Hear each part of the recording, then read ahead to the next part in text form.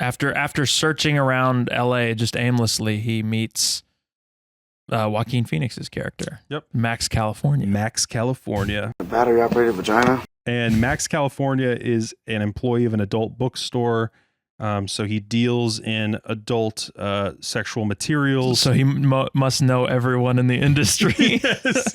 He's like a clerk at an adult bookstore, Right. like a shady adult bookstore. And immediately Nick Cage is like, hey, I need like an in to the adult industry. And Max, he knows everyone across the board. Yeah.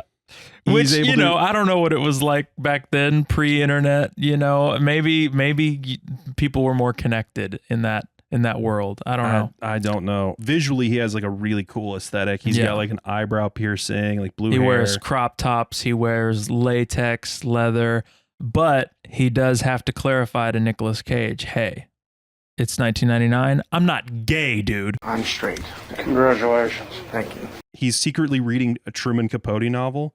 I just found this to be a weird detail because like Nick Cage sees him reading a book and he's like, oh, and he shows the book and Nick Cage is like, what are you actually reading?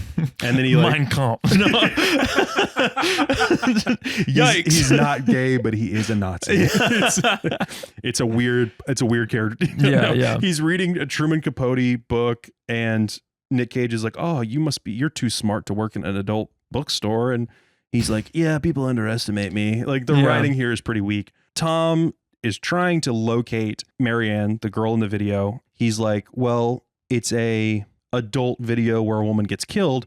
So the most reasonable solution would be to try to find where I would go about buying an adult video where a girl gets filmed. And Joaquin knows he has a connect. He can get into those sorts of spaces, and he takes him to an underground film, literally and metaphorically underground. Yeah, a literal underground sex shop. This is where we get a case of the ews. Yeah, it adds not much to the plot. It feels gratuitous. Yes, but because we already know, like, yes, this is a gross thing to be, like a gross subject matter. We don't need the added like atmosphere of that. Like, it's just, we get it.